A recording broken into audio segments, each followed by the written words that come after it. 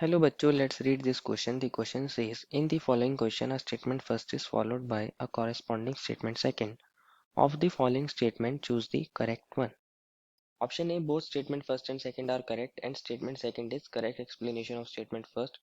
Option B, both statement are correct and statement second is not correct explanation of statement first.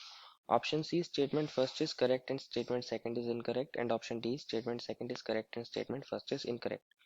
Statement first is antiferromagnetic substances have domain structure similar to ferromagnetic substance.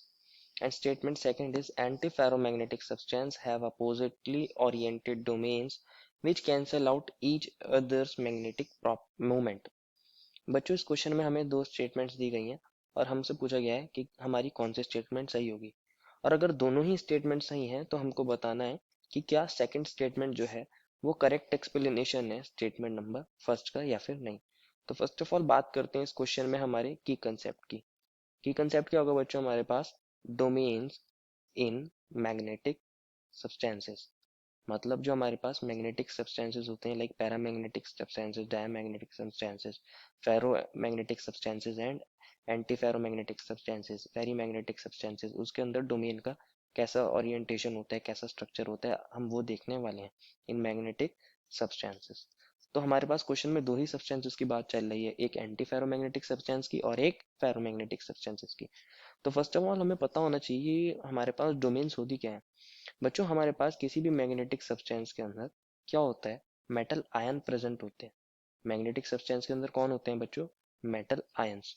और ये metal ions अगर specifically बात करें ferromagnetic substance की, अगर हम बात कर रहे हैं स्पेसिफिकली किसकी बच्चों, फेरोमैग्नेटिक सब्सटेंस की, तो ये जो हमारे पास मेटल आयंस होते हैं ये अपने छोटे छोटे ग्रुप बना लेते हैं।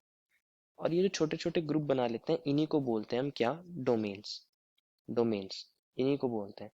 अगर हम बात करें फेरोमैग्नेटिक सब्सटेंस की, ये जो डोमेन्स होती हैं बच्चों ये रैंडमली अरेंज होती है। रैंडमली अरेंज, कोई कहीं पर होगा किसी का डायरेक्शन कहीं पर। अगर हम बात करें फेरोमैग्नेटिक सब्सटेंस की, लेकिन ये कब है बच्चों, in absence of magnetic field. और अगर इन पर बच्चों मैग्नेटिक फील्ड लगा दी जाए, अगर इन पर मैग्नेटिक फील्ड अप्लाई कर दी जाए तो क्या होता है, ये सभी के सभी एक ही डायरेक्शन में अरेंज हो जाते हैं। इवन अगर आप इसमें से अब मैग्नेटिक फील्ड को रिमूव भी कर दोगे तब भी इसके अंदर ये परमानेंट मैग्नेटिज्म डेवलप हो जाएगा, ये ऐसी ही रहेंगी। तो ये होते हैं हमारे पास फेरोमैग्नेटिक सब्सटेंसेस।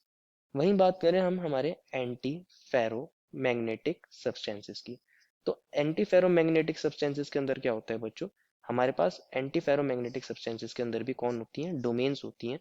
और उनका जो स्ट्रक्चर होता है वो बिल्कुल सिमिलर जैसा होता है फेरोमैग्नेटिक सब्सटेंसेस।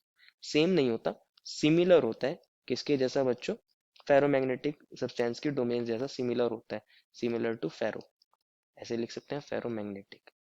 इसके अंदर भी बच्चों डोमेन्स होती हैं, लेकिन उसके अंदर हमारी जो डोमेन्स होती हैं एंटी फेरोमैग्नेटिक के अंदर वो हमारे पास इक्वल नंबर में अरेंज होती हैं लेकिन अपोजिट डायरेक्शन में।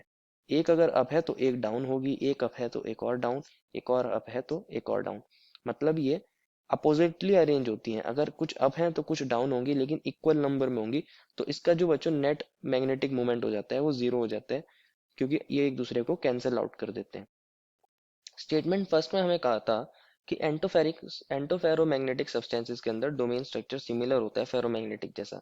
तो ये बात बिल्कुल सही है। और स्टेटमेंट सेकंड में हमें कहा गया था कि एंटोफेरोमैग्नेटिक सब्सटेंसेस के अंदर अपोजिटली ओरिएंटेड डोमेन्स होती हैं जो एक दूसरे को कैंसिल कर देती हैं, उसके मैग्नेटिक मूवमेंट को भी कैंसिल कर देती थी। ये बात भी सही है, इसके अंदर ये डोमेन्स एक दूसरे को कैंसिल कर देती है और नेट मैग्नेटिक मूवमेंट इनका जीरो हो जाता है। अब देखते हैं क्या हमारे पास स्टेटमेंट सेकंड करेक्ट एक्सप्लेनेशन है स्टेटमेंट नंबर फर्स्ट का।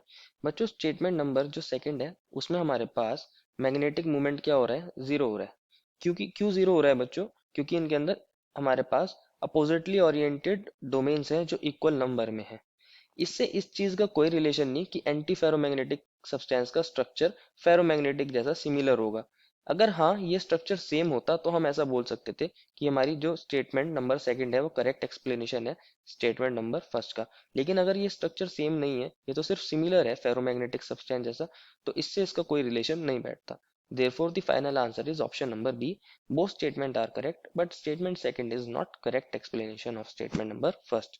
I hope you understood it well and best of luck.